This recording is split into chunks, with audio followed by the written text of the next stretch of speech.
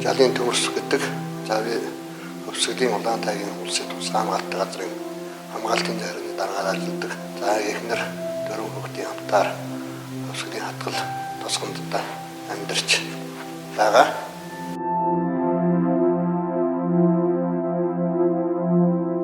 90-90-ад оны үед байгалийн ус асар их байсан. Тэр дундаа зэрлэг амтны үед бол асар их байсан. 2005-6 оноос байгаль дэлхий бол нэлээд хаосарсан. Тэр дундаа зэрлэг амт бол асар бага болсон. Устдах аюулд орсон. Тэгэхээр байгаль хамгаалагч хүний маань чин үүрэг нь бол байгаль дэлхий дээр байгаа амтэн ургамал хүн. Ер нь хүний менежмент. Хүний амьдралын ирээдүйг, хүний амьдралын баталгааг, хүний амьдралын хойч ирээдүйн тогтвортой байх нөхцөлийг бүрдүүлж энэний төлөө 400 мянган төгрөгийн төлөө биш, яг энэний төлөө яваа хүмүүс байхгүй. Би хар багаас 23 наснаас хойш байгаль хамгаалах гэсэн чин ирмэлзэлтэй болсон түүхэн танилцуулгыг та хүн сонсноо.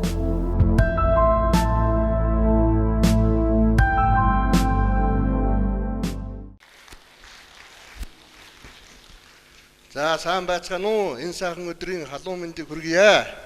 Хөвсгөлийн хоймор нутаг, хөвсгөлийн хөвс тайгаас тайгнаас болж хүний эрхийн энэ сайхан өдөр та хүнтэй Монголын 1.5 сая гаруй километр квадрат талбайд тархан байрсан мянган байгаль хамгаалагчдынхаа нэрийн өмнөөс байгаль хамгаалагч гэдэг хүний ажил амьдрал ямар замаар яаж ямар бэрхшээлийг туулж энэ хүний эрхийн төлөө, хүний амьдрах орчны төлөө тэмцэж ажиллаж явдаг талаар товчхон түүхээс өрнө гэж бодсон юм аа.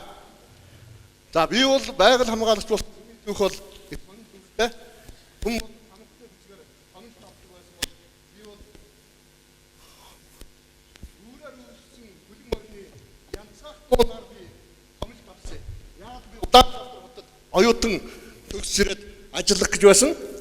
Тэгээд дунд гол дээр ахындаа унтаж исэн гэрээ санж исэн хөвсгөлийн хүн учраас нутгаа санж исэн ахгүй амьдрал дотор өс торнсон болохоор ахгүй амьдрал морь уул усаа санж исэн ингээд өглөө нэг сайхан морь янцгасан гараа тартал нэг сайхан азраг хэдэн адуугаа хураажсан явсан ингээд миний амьдрал миний ураа миний томилт бол энэ адууны янцгах дуунаар би хөвсгөл нутгаан зорж хатан далайн ээжээ хамгаалахын тулд энэ газар руу би явсан юм аа. Би ууган хөвсгөл нутгийн хөөхд дархтын цэнхэр хотгор төрж ийм хүн байгаамаа. За ингээд би хөвсгөл очоод далайн ээжийг хамгаалах ажилд 25 жилийн амьдралаа би зорьсон. Ингээд би байгаль орчны салбарт 32 дахь жилдээ өнөөдөр хүртэл энэ морины янцгах дууны ураатай энэ өөрсөх дуунаар сэрсэн энэ дуудлагаар энэ салбарыг ямар ч зах зээлийн хүнд үед би орхилгүйгээр өнөөдөр ямар ч зовлон жаргалын дундор туулан өнөөдөр хүртэл ажиллаж байгаамаа. За энэ доор байгаа миний гэр бүлийн зураг байна. Ийм дөрвөн нялх хүүхдээ би уулын мухарт эхнэрээ орхиод жилд 289 хоног энэ хөвчтэйгээр амьдралаа энэ ажлаа уул усаа хамгаалахаар ингэж миний баг залуу нас бол ингэж өнгөрсөн. Энэ дөрвөн хүүхдийг айгаад уулын мухарт одоо модон дотор орхисон учраас манай эхнэр шөнө айдаг байсан. Тэгээ шууны би сумлж өгөөд орон дотор нь тавиад онцгой шаардлагаар бол ингэж дарддаг юм гэж ингээ явж байсан түүх одоо 30 хэдэн жилийн тэртээ байгаамаа. За ингээд энэ хүүхдүүд бол ээжтэй тусалдаг, миний арын албыг хашдаг, хамгаалдаг ийм хүүхдүүд болсон. За ингээд манай эхнэр бол олон хоног хөдөө гадаа явахаар гэр орон арга амьдрал өр хүүхд ингээ хаяад яваад ахлаар их санаан зовж сүйдээ надад явуулахгүй, чамайг уул руу явуулахгүй, чи өхөж байгаа мó сэхэж байгаа мэддэхгүй байна гэсэн ингээд 200 гаруй хоног хээр явдаг учраас надад явуулахгүй морины цулбраас зуураад уул руу явахад надад явуулдаг байсан. Тэгэхээр би эхнэрээ морины цулбраа ингээд угс татаж унгаж хаяад дахиад явдаг. Тэгээ би нэг километр хүртэл дахиж очиод эргэж хардаг байсан. Мод руу орсон хойно. Тэгээ дараа нь манай эхнэр ярьжсэн. Чи ядаж явж болно. Ядаж эргэж биднийг хардаа гэж. Магадгүй энэ эцсийн үг нь. Гэхдээ би эргэж харах юм бол би явж чадахгүй л байсан байхгүй. Эргэж харвал би хорогдох байсан. Тийм учраас би явж чаддаг. Далд орсон хойноо эргэж хараад ингээд 4-өөс 40 гаруй хоног ууланд явхдаа миний сэтгэл зүрх бодол дотор гэрмэн бодогчсан. Ингээд манай эхнэр энэ сайхан 4 хүүхдээ хүн болгоод тэр дундаа байгаль орчны нутгаа гэсэн энэ сэтгэл зүрхийг төрүүлэхэд энийг бий болгоход манай гэр бүлийн хүн бол онцгой үр гүйцэтгэсэн юм аа. За би яагаад явдаг байсан уул руу? Яагаад энэ гэр бүлээ боддоггүй ч гэдэг юм уу орхио явдаг гэсэн. Би ийм сайхан нутагтай хүн. Энэ Монголын арга хязгаар, Монголын хойтолд, энэ Монголын хордлын цэнхэртайг бэлчэр уулын улаан тайгийн ноён оргил энэ голоос 5 том гол их авч байна. Монголын 5 том гол их авч байна. Енсийн мөрний их болж байна. Цэвэр усны хагалбар байна. Энэ хатан далайн ээжийн цэнгэг усны төлөө миний зүрх сэтгэл өргөлт тийшээ байсан. Тэгэд энэ сайхан үжлэнтэй газрын төлөө миний сэтгэл гэртээ байж чадаагүй. Би залуу байхын ийм хүн байсан. Энэний төлөө явсан. За ингээд хүн их сонин энэ ууланд байгаа аргал янгар энэ зэрлэг амтны хараад уярддаг, сандаг, эннийхээ араас холдож чадахгүй болдог.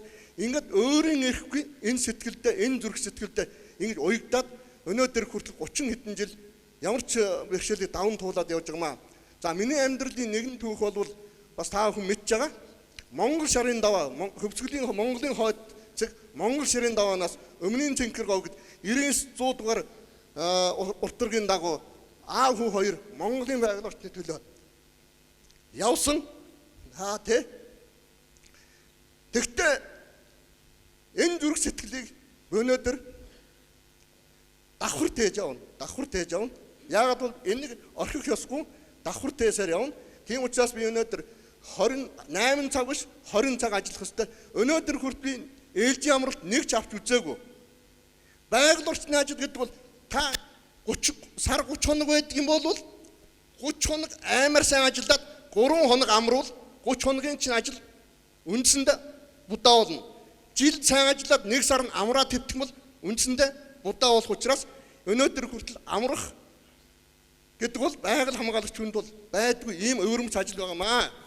За ингээд энэ уул уурхай газар ширээ байгаль гэдэг одоо та бүхэн 90 оноос хойш бол Монголын байгаль орчин тэр дундаа байгалийн нэг соёл асар айхтар хүний гараар эвдэрсэн. За манай тэр байгаль хамгаалагч та бүхэн зурган дээрээс харж байгаа шунгийн мод түшээд унтцсан байж байгаа. Энэ бол алтны хүмүүс төр очоод 110 км тайг 2-3 тайгийг 40-оос 2 м цасыг даван туулж очоод 15 минут зогсох юм бол босоогоор хөлдөж өгөх магадaltaй хөлсөндөө хөлдөж өгөх магадaltaй ийм тайгыг давж энэ нутгийг хамгаалдаг. Энэ байгаль хамгаалчийн ажлын хэцүү гэдэг бол үнэхээр айхтраа. За ингээ хулгайн анчны өмнөөс ойн төмөрөөс байгаль хамгаалагч ганцаараа л очдөг байхгүй юу? Онцгой байдал, цагдаа, хил, бусад хүчний байгууллагууд олуулаа энэ тэмцлийн энэ ажлыг зогсоогч очдөг. Тэгвэл байгаль хамгаалагч бол ойн төмөр эхлэхэд хамгийн түрүүн байгаль хамгаалагч, хамгийн сүүлд байгаль хамгаалагч. Хулгайн анчин гарахад зэвсгийн өмнөөс ганцаараа байгаль хамгаалагч тайганд учирна. Ийм учраас байгаль хамгаалагчийн ажил гэж ямар хүнтэй, ямар хүн бэрхшүүлэхийг бол бид бүхэн мэднэ. За мэдээж хүний эрхийг хүний одоо бас энэ бусдад байх эрхийг булаасны төлөө байгаль хамгаалагч тэр тэмцлийн хариуд зарим нэгэн ухар мөчид нөхдүүд байгаль хамгаалагчийн орон байрыг шатаах, унаа зэвсгийн унаа техникийг эвдэх ийм үйлдэл гаргадаг. За тэр та энэ зурган дээрээс харж байгаа хөл нүцэн зогч миний байгаль хамгаалагч хулгайн загшнараас 2 хоног яваад төмөр унтраад 4 хоногийн дараа ирэхэд орон байрыг галдсан 2 мотоциклыг шатаасан хөл нүцэн хувцасгүй байхад нь яг удирдахч хүмүүгээд энд ажилт хүний сэтгэлд бол үнэхээр хамгийн аимшигтай ийм цаг хугацаа байсан. Ингээ бид нар тэр өмс яваа би шууд газар дээр өмс яваа хувцас гутлаа тайлж өгч байсан.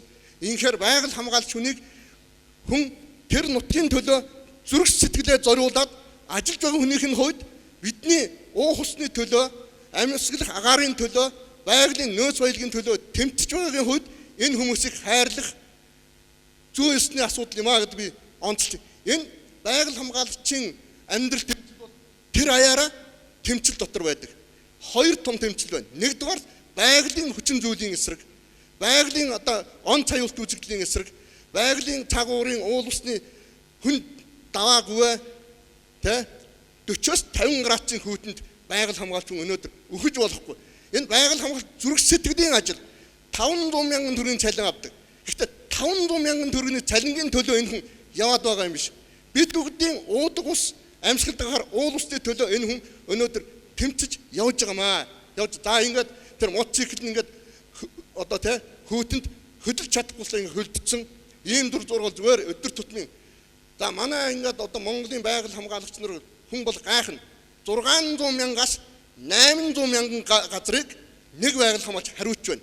Нэгвэр эндээс дархан хот хүртэлх 40 км-ийн өргөн зургастай газрыг байгаль хамгаалж хариуч байна. Хэдэн хоног явах вэ? Энд ямар ч холбоо байхгүй. 200 км газар говьд бол 75 градусын хөрсөн дээрээ дулаантай. Агаарт 40 градусын халуун тийм газар говийн усгүй ангам говьд цөлд байгаль хамгаалж өнөөдөр амьд ирэхүү, өхөж ирэхүү, мотоцикл нэвтрэхэд 100 км газар энэ хүн явж айл ус олж чадах уу? Энэ бол үнэхээр өнөөдөр ийм эрсдэл дотор байгаль хамгаалж бидний эрхийн төлөө, бидний амьдрах эрхийн төлөө тэмцэж байгаамаа. За нийт одоо 160-аас 256 хоног хуш модны ёроолд агуй дотор энэ нутгийн төлөө ингэ ажиллаж байна. Эцээч байгаль хамгаалагчийн хамгийн чухал хань ижил бол энэ морь байгаа юм. Унаа морь. Энэ морь бол энэ байгаль хамгаалагчийг амийг аварна, хүргэх газар нь хүргэнэ, мөн ядарсан үед нь том төшиг болдог ийм унаа байдаг юм аа. За ингээд байгаль хамгаалагчдыг та хүн бодоод үзээрэй. Бид байгаль хамгаалагч гэж хүн энэ Монгол орны газар шорооны төлөө, газар нутгийн төлөө 1000 гаруй байгаль хамгаалагч ажиллаж амьдарч байхад бид хүн 20 секундэд бодох хэрэгтэй. Бид энэ хүний эрхийг хамгаалагч нэг төлөөлсөн байгаль хамгаалагчийн төлөө бид нар юу хийлээ? Энэний төлөө юу дугарлаа? Энэний төлөө бид нар ямар эрхийг хамгаалах гэж ямар ажиллаа хийдгийг хүмхэн 20 секундэд бодож үзэх хэрэгтэй. 20 секундэд бодоод би ийм хийсэн гэх бодол төрөх ёстой. Хэрвээ хийгээг бол хийж чадаагүй мэнэ гэдгийг ойлгох цаг болцсон. За ингээд байгаль хамгаалагч бол нэгдүгээр төрийн бодлого хүний хэрэгжүүлж чадах хууль. Хүний энэ байгаль хамгаалагчид тэтгэврийн уулын амыг харсан тэтгэврийн хүн хардаг цаг өнгөрсөн. Байгаль хамгаалагч нийгэм цаг хугацааны үед шал өөр объект. Тийм эмнэлэг цэцэрлэгээс өөр объектыг хардаг, хамгаалдаг, хүний төлөө хариуцдаг хүн. Нөгөө талаас нийгмийн баталгааг бид нар хангах ёстой. 200 гаруй хоног гэр орноосоо хол явж байгаа хүний арга гэрийг яаж хандах вэ?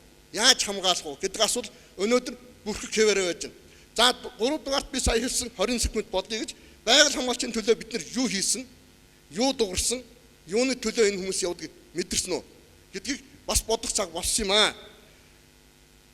За ингээд мянган байгаль одоо монголч 1000 гаруй байгаль хамгаалагч байгаа. Энэ том газар нутгийг хариуцсан 1000 гаруй байгаль хамгаалагч. Энэ нут хүмүүс бол зөвхөн цалингийн төлөөч зүрх сэтгэлдээ уягдж энэ нутгийн төлөө тэмцэж байгаль дэлхийг ялан дийлж байгаль дэлхийд зогцсон амьдарч тайгийн хуулиар цас айгам халуун говийн хуулиар ажиллаж амьдардаг юм аа. Ингээд би бол өчүүхэн сэтгэл зүрхэндээ энэ нутгаа мартаж чаддгумаа. Миний очдог газар энэ өлийн халзан даваа гэж 13 хотод дархтын зам байна. Тэгээ би нэг дөрвөн мөрт хэлий. Өлийн халзан даваагараа давхгүй удаж чадахгүй нэ.